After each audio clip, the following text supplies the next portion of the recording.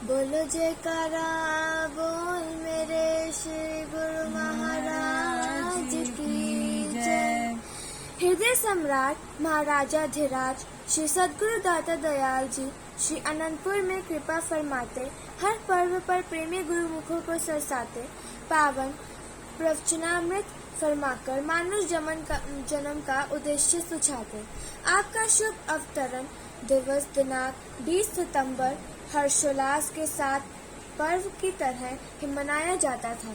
10 वर्ष तक महाप्रभु जी ने श्री प्रयागधाम को ही सौभाग्यवान बनाया। श्री अनंतपुर के गुरुमुख प्रेमियों के हृदय में इस स्वर्णिम अवसर को पाने की तीव्र लालसा थी। यहाँ के प्रबंधकों द्वारा श्री चरणों में विहवल पुकार की विनय को पहुँचाया गया। उस समय आपने फरमाया कि पहले तो इस ओर ध्यान नहीं दिया था, अब एक वर्ष श्री अनंतपुर को कृतार्थ किया जाएगा और एक वर्ष श्री प्रयागधाम या अन्य जहाँ भी समय मिलेगा वहीं यह सुअवसर दिया जाएगा। श्री अनंतपुर में गुरुमुख प्रेमियों ने विनय के स्वीकार होने पर अनंत मन में अनुपम असीमित दिव्य आनंद को अनुभव किया। प्राण धन करुणा अयन महाप्रभु जी के मनोहर श्री दर्शन पाकर श्री अनंतपुर की धरती का कण कण खुशियों के तराने सुनाने लगा। उद्यानों में मयूरों का नृत्य एवं मधुर आवाज स्वयमेव ही आकर्षित कर लुभाने लगा। 10 दिशाओं में भेरी मृदंग का सुरताल गुंजाने लगा। गुरुमुख प्रेमियों के उल्लासपूर्ण अंत हृदय के वाहक ने सुर में सुर मिलाकर अपनी भावनाओं को समर्पित किया। इस शुभ वेला में श्री दर्शन खुले और आपने आई हुई समस्त संगत को मानुष जन्म की विशेषता का बोध करवाते हुए श्री वचन फरमाए। यह जीव इस संसार में आया है, इसको मानुष देही मिली है। यह अपने मालिक से वायदा करके आया था। किस मकसद के लिए आया था, इसको महापुरुष समझाते हैं। कौन तलब थी लेकर आया, कौन सी ख्वाहिश मन में, किस कारण तू जग में आया, क्या लगन थी मन में। एक ही ख्वाहिश एक ही तलब जो लाई थी जग में, करूँगा भजन निरंतर तेरा, यही उमंग थी मन में। आकर माया के धोखे में भूल गया सब वायदे, भक्ति भजन को छोड़कर फंस गया विषयों के फंदे।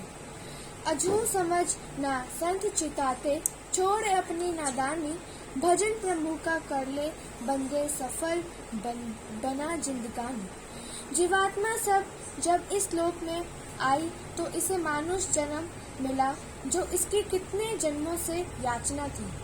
दीर्घ काल से जीव की यही मांग थी कि मुझे मानुष जन्म मिले तो मैं प्रभु का भजन करूंगा, भक्ति करूंगा। इस मांग के अतिरिक्त इसके दिल में और कोई ख्याल नहीं था।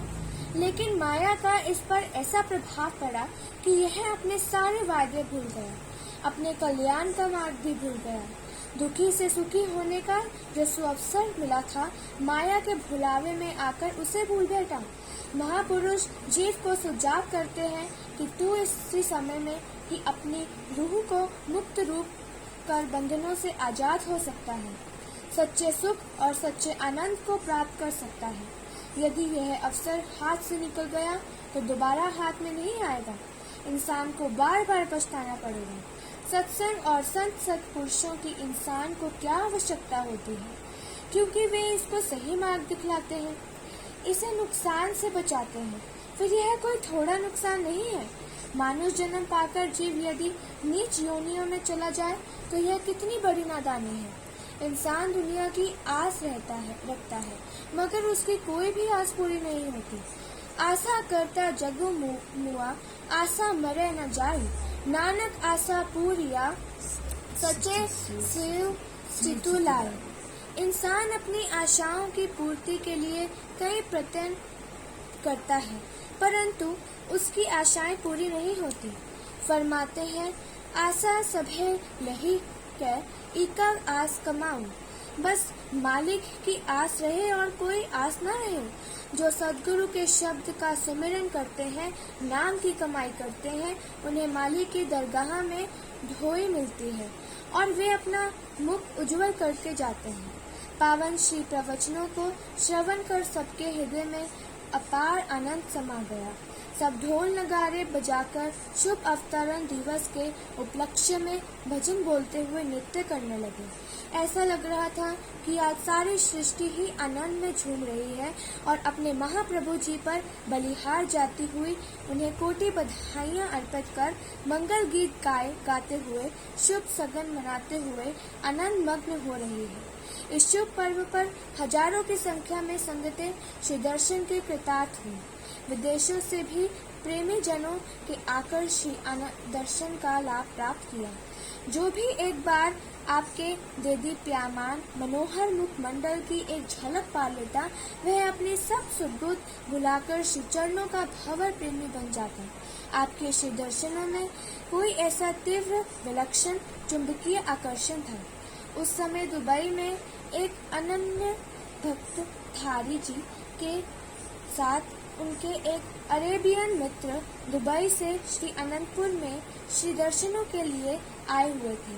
उन्होंने अरेबियन वेशभूषा पहनी हुई थी। उन्होंने जब श्री परमहंस दयाल जी की अनुपम रचना श्री अनंतपुर के दर्शन किए तो उनके मुख में अनायास ही निकला कि अगर दुनिया में कोई उन्नत है तो यही है और यही है। उन्हें श्री सद्गुरुदाता दयाल जी की समीपता एवं पावन दुर्लभ नूरानी श्री दर्शनों का सौभाग्य प्राप्त हुआ तो सहसा कह उठे कि अगर दुनिया में कोई खुदा है तो यही है और यही है। भावना के अनुरूप ही दर्शन प्रदान कर उसे कृतार्थ करते। वह आपके गुणवाद गाता न थकता।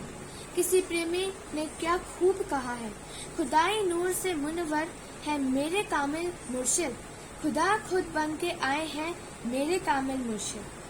चश्म ए दिल से किया जिसने दीदार एक बार, बना दिया दीवाना उसे मेरे कामिल मुर्शिद। खोजी मुहूर्त आपके शारीरिक सुख सुविधाओं की उपादेयता को प्रमुख रखते हुए एक बड़े टैंक का निर्माण कार्य आरंभ करवाया। पहले भक्तानियों की और श्री शांति भवन के सामने पाइप पर टोटियां लगी हुई थी जहां से सब हाथ धोया करते थे। यह स्थान टिब्बे के रूप में बहुत ऊंचा था। भक्तानियों की ओर आवास स्थान से श्री परमहंस अद्वैत मंदिर तक पहुंचने के लिए मार्ग में इतनी ऊंची नीचे जगह थी कि मानो कोई पर्वतीय स्थान की ढलान और पुणे ऊंचाई की ओर जाना पड़ता था। श्री कृपा से सेवा में ऐसी शक्ति थी कि जिससे न थकावट महसूस होती और न ही इस मार्ग को तय करते हुए सांस फूलने का एहसास होता। आपने प्रथम इस सड़क को जितना समतल हो सकता था उतना ऊंचे नीचे टिब्बों को हटाकर समतल करवाया। सभी यह देखकर आश्चर्यचकित हो उठे कि इस सड़क पर जहां हाथ धोया करते थे यह स्थान धरती से 20 फुट की ऊंचाई पर था। इस स्थान को उपयोग जानकर यहाँ पर पानी के बड़े टैंक का निर्माण करने की श्री आज्ञा फरमाई। गुरुमुख सेवा के सौभाग्य को पाकर अत्यंत हर्षित हुए क्योंकि स्वयं महाप्रभु जी इस स्थान पर दिन में 2 दिन बार आकर श्री दर्शन से कृतार्थ करते, भोग प्रसाद खिलाते तथा श्री प्रवचनों से सरकाते। यहाँ पर बड़े बड़े पत्थर गुरुमुख जन ही चढ़ाया करते थे। एक बार उन्होंने एक भारी भरकम पत्थर को वहीं छोड़ दिया। आप यहाँ पधारे तो पूछा कि इस बेचारे का क्या दोष जो अपने स्थान पर नहीं पहुँच पाया। गुरुमुखों ने इसे क्यों नहीं उठाया। विनय हुई कि प्रभु यह इतना भारी है कि इसे उठाना तो दूर, हम तो इसे हिला भी नहीं पाए। आप मुस्कुराते हुए उस ओर गए और उस पर अपना चरण स्पर्श किया। गुरुमुखों को बुलाकर कहा कि इस पत्थर को उठाकर इसे अपने ठिकाने पर पहुंचाओ। श्री आज्ञा पाकर गुरुमुख सेवकों ने जैसे ही उसे उठाया तो ऐसे लगा कि जैसे अब यह कागज से भी हल्का हो गया है। जयकारा बुलाते हुए उन्होंने उसे ऊपर चढ़ा दिया। आपने सब गुरुमुखों को श्री चरणों में बिठाकर फरमाया, गुरुमुखों की निष्काम सेवा और अनन्य अनुराग ही परमार्थ एवं निर्माण कार्य का पूरक है। सेवक की निष्काम सेवा से ही स्वामी की कृपा तथा भक्ति की शक्ति मिलती है। इस शक्ति से ही सेवक मनोवांछित भावना को पूर्ण कर सदा रूहानी संपन्नता से मालामाल होते हैं। पास में खड़े हुए महात्मा योग सत्यानंद जी ने विनय की कि प्रभु, आज तो त्रेता का यह दृश्य सम्मुख प्रदर्शित हुआ है। सब समुद्र पर पुल बनाया जा रहा है और पत्थर लुढ़क लुढ़क कर पुल में लगने के लिए पहुंच रहे थे। उन पत्थरों की भी यही अभिलाषा थी कि कहीं हम एक और रहकर श्री राम भगवान के स्पर्श से वंचित न रह जाएं। समुद्र की कुछ दूरी पर एक शिला को अपने कर कमल लगाते हुए उन्होंने हनुमान जी से कहा कि पहले इस पर राम नाम अंकित करो। सचमुच ही उस भारी भरकम शिला को वानरों ने जैसे ही धकेला, शीघ्र ही नल नील ने उसे पुल पर जोड़ दिया। चर अचर अपनी मुख भाषा में विनय सुनाते हैं और सर्व अंतर्यामी प्रभु का सानिध्य पाते हैं। आज भी हमने वही नजारा अपने सम्मुख एक और पड़े हुए पत्थर को श्री चरणों का स्पर्श पाकर ठिकाने पर पहुंचाने का देखा। महाप्रभु जी ने सबको मंद मंद मुस्कुराते हुए आशीर्वाद दिया और फरमाया, महापुरुष जड़ व चेतन दोनों का उद्धार करने के लिए ही प्रकट होते हैं। बोलो जयकारा बोल मेरे श्री गुरु महाराज की जय।